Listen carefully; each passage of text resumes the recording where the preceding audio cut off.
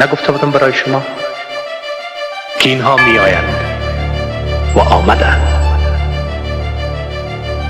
بر خاک ما صرف حال مداخله مطلعی بس نیست تجاوز.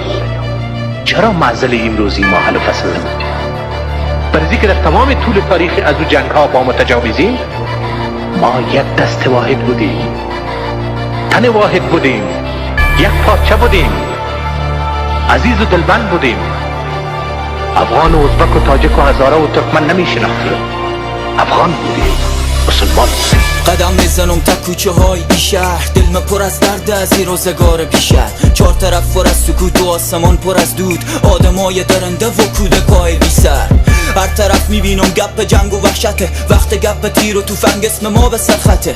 هر کی فکر کندن به سر خوداره، اینجی حرکتی وجود نداره، طمع طرف برکته.